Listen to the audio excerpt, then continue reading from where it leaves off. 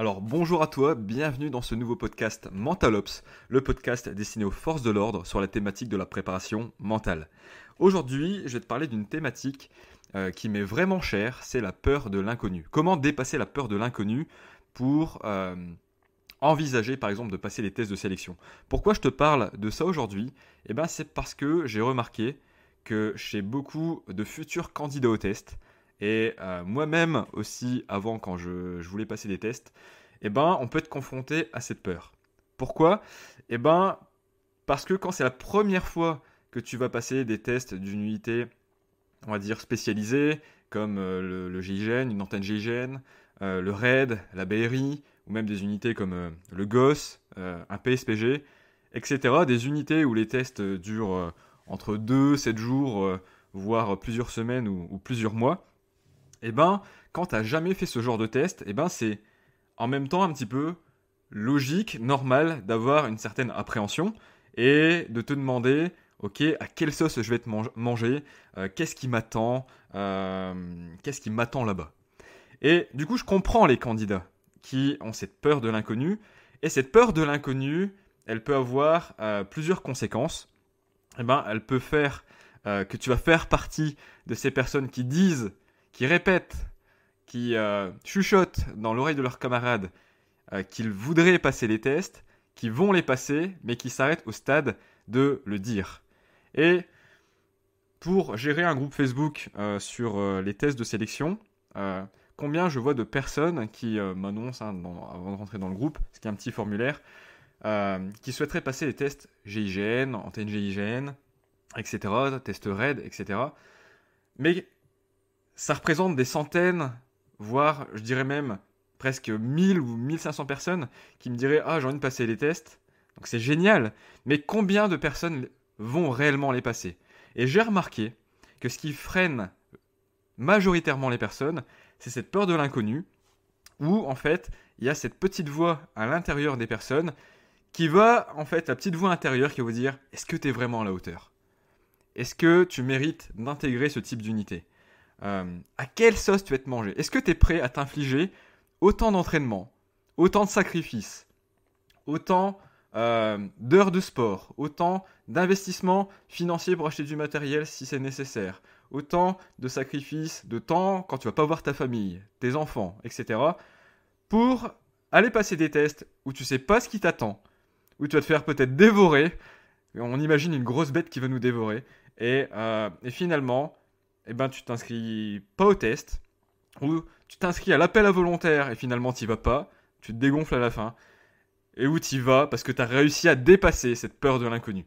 Donc dans cette vidéo, ce que j'aimerais faire, c'est partager 3 clés, 3 astuces qui vont vous permettre en tout cas de faire diminuer cette peur de l'inconnu.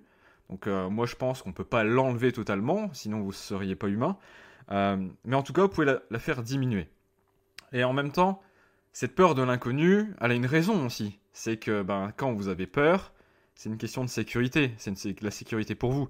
Donc aujourd'hui, si vous avez une grosse peur de l'inconnu, c'est qu'il y a trop de zones d'insécurité ou d'inconnu pour vous. Et donc vous êtes dans une zone d'inconfort. Donc je vais vous partager ces 3 astuces tout de suite. Donc vraiment, les 3 sont vraiment très importantes. Et moi-même, je les ai appliquées, autant pour les tests PSPG quand je les ai passés en 2017, que pour mes projets professionnels aujourd'hui, quand par exemple je suis allé faire de la préparation mentale à la BRI, c'était challengeant pour moi, ou pour d'autres choses. Mais je vais vous partager ces 3 astuces pour dépasser cette peur de l'inconnu. Le premier truc pour élargir votre zone de confort, parce que du coup, il y a la zone de confort qui est confortable, c'est aujourd'hui, si vous restez un peu dans votre zone de sécurité où vous êtes bien. Il y a la zone challengeante qui est peut-être aujourd'hui les tests qui vous font peur, et il y a la zone du milieu. Je me suis trompé en fait dans ce que je vous ai dit. Donc, non, il y a la zone de confort où vous êtes aujourd'hui, pardon. Il y a la zone de peur, qui est la zone de panique, qui est par exemple les tests aujourd'hui, si vous les imaginez horribles. Et au milieu, il y a la zone de challenge. Et c'est cette zone-là que vous devez viser aujourd'hui. Parce que c'est en vous confrontant régulièrement à des choses qui vous font un petit peu peur dans le sens de votre objectif. Donc par exemple, si vous voulez passer des tests de sélection, eh ben vous savez, on sait que dans les tests de sélection, vous allez être confronté par exemple au vide, à une certaine peur du vide, à l'appréhension du vide. Vous allez être confronté par exemple à la confrontation, à la violence, dans les tests de confrontation par exemple, avec la boxe, etc. Vous allez être confronté peut-être à la sensation de claustrophobie, en passant dans des milieux étroits, à la fatigue, etc. Ça, c'est des trucs, on sait que vous allez vivre ça. Et c'est pas agréable, mais le but, c'est pour vous préparer à ça, et faire baisser cette peur de l'inconnu, et ben, c'est de vous y confronter petit pas par petit pas. Alors, comment on peut travailler la peur du vide, par exemple ? C'est simple, c'est en allant s'y confronter, un petit peu. Donc par exemple, si vous pouvez faire une session d'escalade, dans un club d'escalade, si vous pouvez l'essayer, déjà ça va vous confronter un petit peu au vide. Voilà. Si vous montez à 8 ou 10 mètres et que vous regardez un petit peu en bas, vous allez voir un petit peu ce que ça fait le vide. Donc au début, vous montez un petit peu, par exemple à 5 mètres, et puis après à 10 mètres, et puis vous allez voir ce que ça fait d'être un peu en hauteur. Donc ça ne sera pas exactement comme si vous étiez sur une poutre, par exemple comme l'épreuve du GIGN, vous devez regarder autour de vous, etc., où vous êtes vraiment en hauteur, mais en tout cas vous vous en approchez. Après vous pouvez par exemple faire du saut en parachute, faire du saut à l'élastique, c'est des challenges, ça ne sera pas identique, mais en tout cas ça vous rapproche de la sensation. Donc ça agrandit votre zone de confort. Ensuite par exemple pour la boxe, pour la confrontation, le fait soit de prendre un coach qui va vous faire de la boxe pied-point par exemple, si vous en avez jamais fait, ça va agrandir votre zone de confort. Si vous avez un camarade qui sait en faire, plutôt que de prendre un coach, faites-en déjà avec lui. Comme ça permet d'agrandir votre zone de confort également. Par exemple, pour la fatigue également, vous pouvez, si aujourd'hui, par exemple, quand vous allez marcher, etc., si vous avez fait des marches de 3-4 heures, partez pendant 6 heures, pendant 7 heures, marcher. Et du coup, vous allez dépasser la fatigue physique et la fatigue mentale. Et de plus en plus, vous pouvez agrandir votre zone de confort en dépassant vos limites comme ça dans des activités. Et ça, c'est plutôt sur le plan du challenge pour agrandir votre zone de confort en allant dans votre zone de challenge pour encore repousser plus loin la zone de panique. D'accord ? Donc, je m'étais trompé au début, mais je me suis mélangé. D'accord ? Mais il y a la zone de confort, il y a la zone de challenge et la zone de panique. Il ne faut pas aller tout de suite dans la zone de panique. Le deuxième astuce que j'aimerais vous partager, c'est que c'est hyper important, l'humain, donc en préparation mentale, en psychologie, on voit que c'est vraiment important, c'est que votre cerveau, il fonctionne vraiment grâce aux émotions, grâce à la chimie que procurent les émotions dans le corps. Les émotions liées à des souvenirs, ça va créer des circuits neuronaux, ça va créer des ancrages. Et ce que vous pouvez faire déjà, c'est vous imaginer avoir réussi les tests. Donc voilà, c'est pas juste pour dire que vous avez réussi, la réussite en soi, là on s'en fout, mais d'imaginer la sensation de fierté que vous ressentiriez. La sensation de fierté. C'est, même quand vous faites du sport, je pense que vous avez déjà ressenti cette chose, quand on fait du sport de manière assez intense. Des fois on n'a pas envie de le faire avant d'avoir fait le sport. Des fois on n'a pas envie de faire le sport avant d'avoir fait la séance, pardon. Mais quand on a fait la séance, on se sent hyper fier. Et c'est bon en fait cette sensation. Et c'est le fait de, imaginez-vous avoir fini les tests. Que c'est réussi ou non, on s'en fout, vous êtes dépassé. Mais la sensation de fierté que ça vous procure. La sensation de fierté que ça vous procure en vous. Voilà. Fermez les yeux. Inspirez. Expirez. Vous avez terminé les tests. C'est terminé. Quelle sensation de fierté ça procure en vous ? Comment vous vous sentez ? Qu'est-ce que ça procure en vous de vraiment bon ? Et ça, c'est génial de savoir, d'imaginer les sensations que ça va procurer en vous quand vous aurez terminé les 2 jours, la semaine, les semaines, les mois de test. D'accord ? C'est quelque chose qui va vous faire dépasser cette peur de l'inconnu. Parce que plutôt que d'avoir au bout des tests de la souffrance, eh ben vous donnez à votre cerveau limbique du plaisir. Et ça, c'est vraiment indispensable. Ensuite, la troisième clé, c'est d'imaginer les gains. Encore une fois, je parle du cerveau limbique qui fonctionne avec souffrance et plaisir. Donc là, on a parlé des sensations après les tests, d'imaginer les sensations, la sensation de fierté.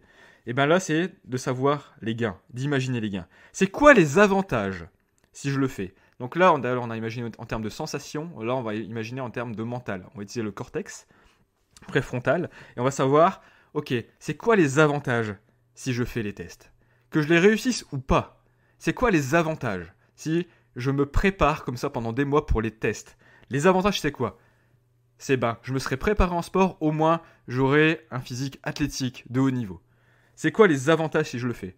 Je me serais préparé dans l'armement, j'aurais vraiment progressé, et que je réussisse ou pas, ça c'est vachement un gain en fait. C'est quoi les autres avantages ?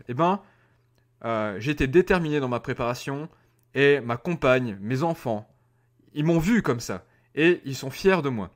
Ça c'est un gain également. Voilà. Et en plus, si je réussis, c'est quoi les gains ?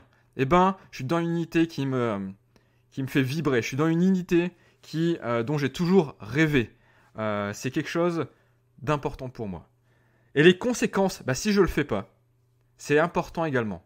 Parce que si je le fais pas, qu'est-ce que je risque ? Je risque de rester dans l'unité où je suis actuellement. Donc par exemple, si je suis en brigade, en gendarmerie, je vais rester avec mes procédures, je vais continuer à faire mes patrouilles, etc. Mais je vais rester dans mon mode de vie actuel. Et est-ce que c'est ce que je veux vraiment ? Souvent, quand on est attiré par le domaine de l'intervention, on préfère être sur le terrain, on préfère être dans cette tenue d'intervention avec son gilet pare-balles, avec son casque, avec sa cagoule. On préfère faire des entraînements tactiques, on préfère être dans une colonne d'assaut, on préfère faire de la filature, on préfère être sur le terrain, faire plein de trucs, plutôt que d'être face à une pile de procédures. Ça, c'est quelque chose, déjà, par exemple, la conséquence, si je le fais pas, c'est je vais rester dans mon quotidien actuel. Peut-être que si je suis en mobile, peut-être que si je suis en compagnie d'intervention dans la police, peut-être que c'est que je vais continuer à faire un boulot statique, où mon quotidien c'est super long, où je m'ennuie, où ça manque de sens pour moi. Et finalement, si j'atteignais cette unité, c'est ça qui a du sens pour moi. Je pourrais contribuer à protéger les personnes, je serais dans le haut niveau, je serais dans la crème de la crème. Si vous atteignez ce genre d'unité, vous devenez un combattant, vous rentrez en mode, vous devenez des compétiteurs, c'est des unités où les gens sont des lions, mais des lions qui travaillent vraiment bien entre eux. Et la cohésion, la confiance entre vous, c'est vraiment hyper important. Donc voilà. Pourquoi vous avez envie c'est quoi les avantages à rentrer dans cette unité et les conséquences si je le fais pas ? Voilà, c'est ce que je voulais vous partager aujourd'hui. Je fais de ce podcast tôt ce matin, mais c'est ce que je voulais vous partager. Ce que je veux vous dire également, c'est que parfois c'est dur seul de se préparer à ce genre de test. Moi, je compare les candidats aux tests de sélection de ce genre d'unité à des sportifs de haut niveau. Et ça, c'est quelque chose qu'il faut prendre en compte, parce que si vous restez vous-même, vous essayez de vous préparer tout seul, vous pouvez avancer. Mais je pense que si vous prenez des experts autour de vous, un coach sportif, par exemple, il va vous faire des programmes individualisés. Il sera là pour vous faire progresser dans le sport, et vous n'avez pas conscience ou connaissance de toutes les techniques qui existent, alors que les personnes spécialisées, elles, c'est leur métier. Et si vraiment c'est votre rêve d'intégrer ce genre d'unité, c'est important de vous entourer de spécialistes. Donc, je ne parle pas forcément pour moi, mais c'est un réel choix de s'entourer de spécialistes, parce que ça peut faire vraiment des différences. Par exemple, pour la préparation mentale, également, vous avez un exemple aujourd'hui, la peur de l'inconnu. Vous pouvez très bien travailler ça seul, mais accompagné d'experts. Et vous pouvez aller beaucoup plus loin en termes de performance physique, mentale, tactique, etc. Donc voilà. Ce que je vous invite à faire, c'est vraiment à vous poser et à refaire la synthèse de ce qu'on a dit aujourd'hui. Comment est-ce que je peux agrandir ma zone de confort à partir de maintenant? Comment je me sentirais à la fin des tests? Quelle sensation de fierté? Ça serait quoi la sensation de fierté que j'avais? Ressentez ça, cette sensation de fierté, c'est vraiment important. C'est quoi les gains si vous passez les tests? Les gains de la préparation et les gains si vous réussissez. C'est quoi les gains également si vous faites la préparation et les gains même si vous réussissez pas les tests? Et les conséquences si vous faites pas ces tests. Si vous faites pas la préparation, c'est quoi ça? C'est ce que je voulais vous partager aujourd'hui. N'hésitez pas à me contacter par mail à contact@mentalops.fr ou sur mon site internet mentalops.fr si vous souhaitez plus de renseignements sur les accompagnements en préparation mentale que je propose. Et je vous dis à très vite dans un prochain podcast. Salut.